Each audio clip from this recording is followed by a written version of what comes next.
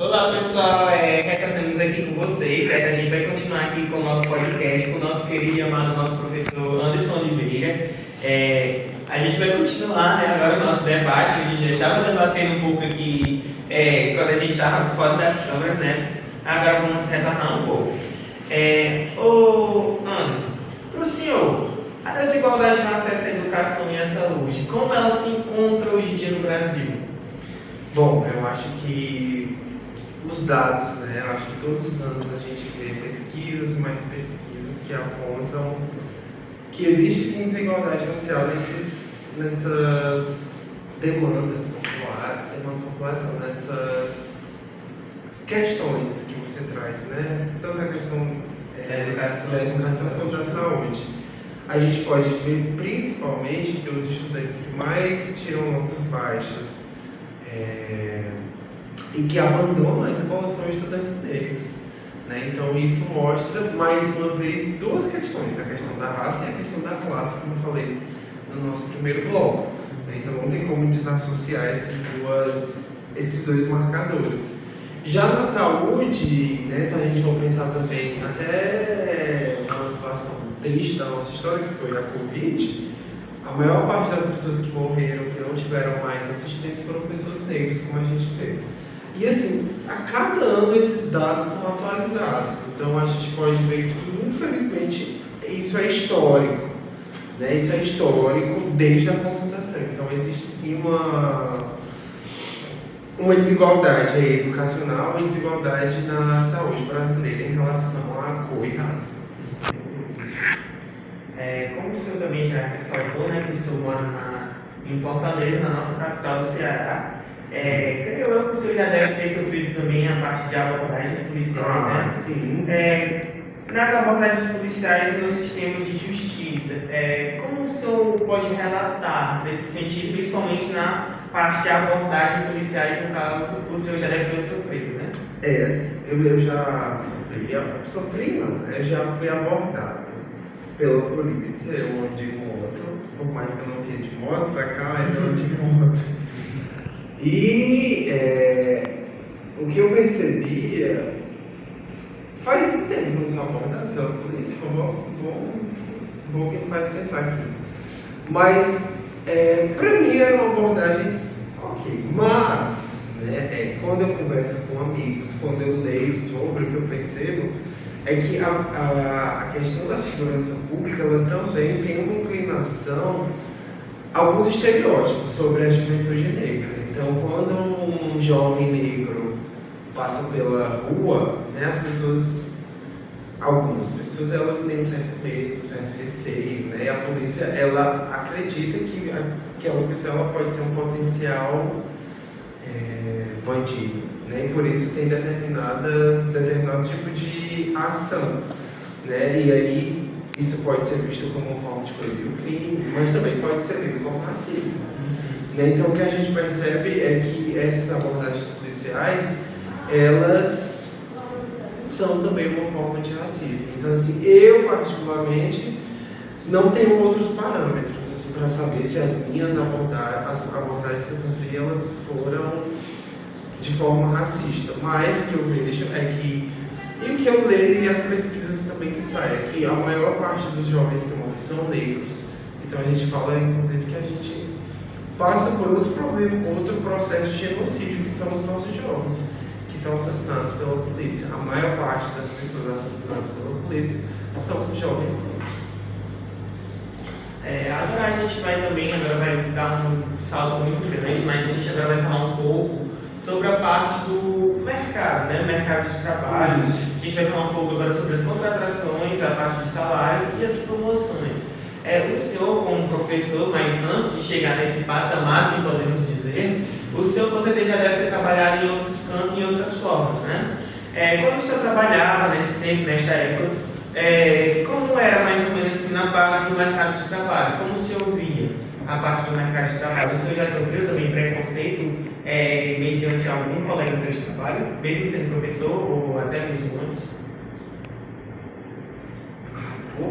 Essas perguntas me fazem refletir, eu tô gostando, é bom assim, quando as perguntas me fazem pensar. Daniel, eu trabalhei, eu fui atendente de telemarketing e trabalhei na Riachuelo. Só que eu não era um bom empregado, porque eu só fiquei o tempo de experiência. Sempre eu só fiquei o tempo de experiência, assim. Então eu não tive nem tanto tempo nas empresas, eu era muito jovem, eu ainda estava na universidade, sabe? E eu acho, assim, eu não vou saber te responder, mas me fez pensar aqui que, caso eu tenha sofrido, eu não tinha consciência sobre esses casos, sabe? Eu acho que a universidade me proporcionou eu entender muito mais sobre racismo. Tudo que eu estou conversando aqui com vocês foi graças à universidade. E nesse período eu estava no começo da faculdade, então eu não me recordo mesmo assim, se eu sofri racismo. Eu lembro que eu sofri racismo quando eu era criança na escola. Na escola é um lugar muito pesado para pessoas negras, estudantes negros. Mas o senhor também já ouviu falar, algum colega seu já comentou com o senhor, que eles já poderiam ter sofrido esse tipo? Já, sim. Principalmente em relação a posições de poder. Assim, muitos colegas, eles afirmam assim, que não chegaram em outros patamares, que foi escolhido sempre um profissional branco, sabe? Que às vezes não fazia o mesmo trabalho que essa pessoa negra. Então eu já ouvi sim, alguns relatos. Aí agora a gente vai dar outro salto enorme, né? A gente vai voltar aqui para o nosso comecinho do nosso podcast. A gente agora vai falar um pouco, como o senhor tinha relatado bem no comecinho mesmo do nosso podcast, um pouco sobre a ausência de pessoas negras em cargos de poder, né? Um tema assim que é bastante importante, porque como o senhor está refletindo, a gente também acaba refletindo um pouco. E a gente nota que hoje em dia a grande maioria é brancas que está no poder, né? Não pessoas negras. Como o senhor também relatou, até agora nenhum presidente nosso foi negro, simplesmente foram todos brancos, né? O senhor tem algo a falar sobre esse tema? Isso é reflexo do racismo estrutural, né? Voltando lá no começo, todas essas questões agora abordadas, elas são questões que nos levam a refletir o quanto o Brasil não avançou na discussão da igualdade racial. Por mais que a gente tenha o Ministério das Relações Raciais agora no governo Lula, a gente tem aí a ministra Marielle, né? Mas a gente ainda tem algumas questões que não avançaram. Alguns enganchos, né? E aí isso mostra alguma deficiência do Estado, né? do Estado do Brasil, da unidade federativa como um todo, né? Eu acho que a gente precisa colocar essas pessoas nesses lugares, mas não só colocar, né? Mas assim, ter um recurso para elas, ter recursos para fazer políticas públicas.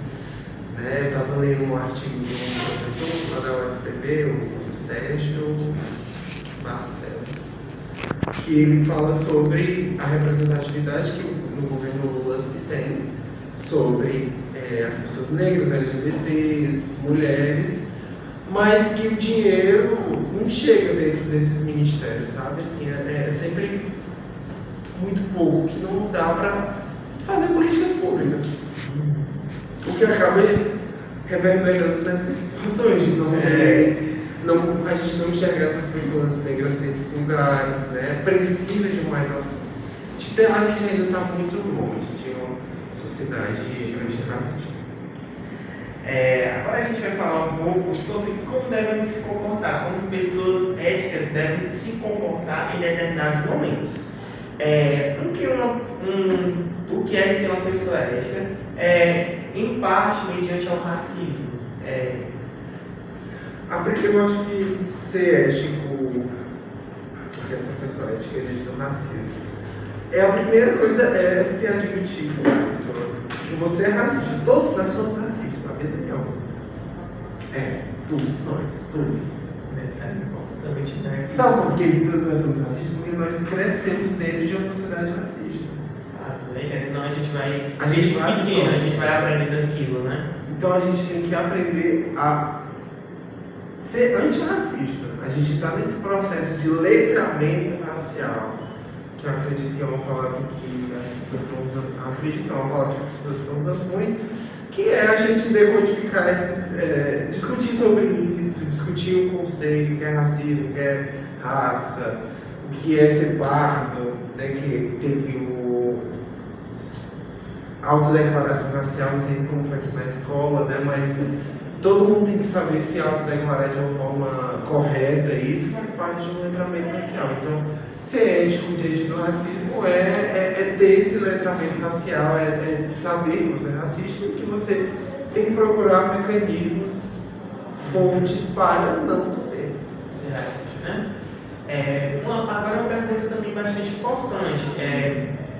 Quais, assim, na mentalidade do senhor, quais são os primeiros passos para romper, né, com isso, essas estruturas raciais nas instituições escolares, tanto públicas como privadas?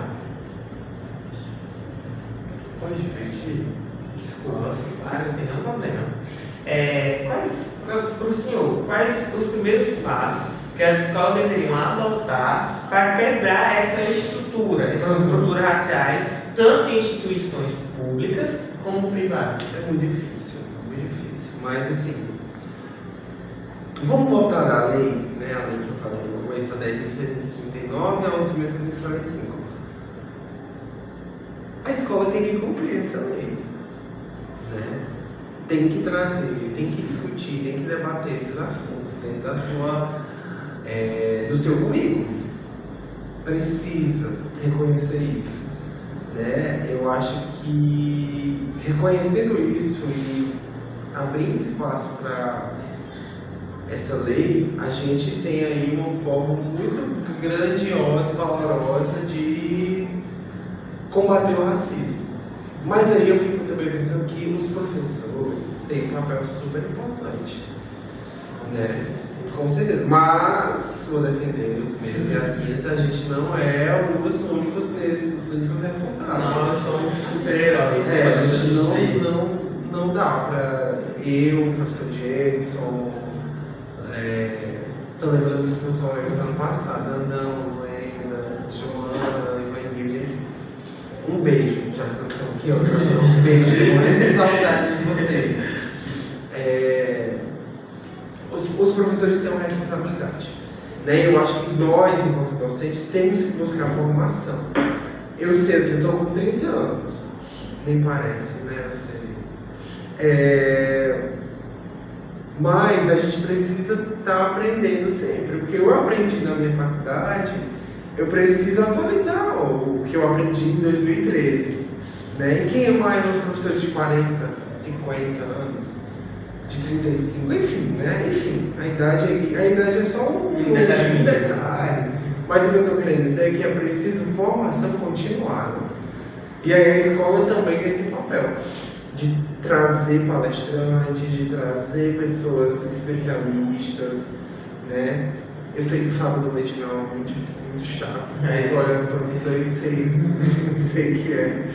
Mas que esses momentos sejam de formação, para a gente, como um todo, aprender a lidar com isso, se comportar, saber lidar com essas situações, que é muito complicado. E assim, eu aprendi um pouco porque eu fui atrás, né? Porque eu participei de um grupo de pesquisa que ainda estou fazendo pesquisa ainda sobre isso, então é um conteúdo que eu estou me aprofundando nisso, mas tem professor que não tem necessidade, né? Assim, que não tem interesse, o que dificulta, porque eu acho que também todo professor tem que se comprometer a ser um educador antirracista. Até então, para eles buscar uma forma de lidar, né, caso isso ocorra perante uma sala de aula que ele esteja, para ele saber como se pronunciar mediante este fato ocorrido, né? E devemos saber porque muitas das vezes o aluno que faz esse tipo de racismo, por diversas vezes ele pode acabar também se tornando rebelde, né? E acabar muitas vezes agredindo os professores verbalmente, né? Isso também é um problema que hoje em dia a gente tem na nossa educação.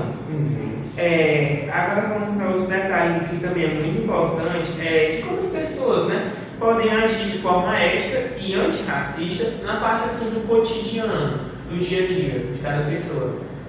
Legal. Olha, são várias formas. Assim.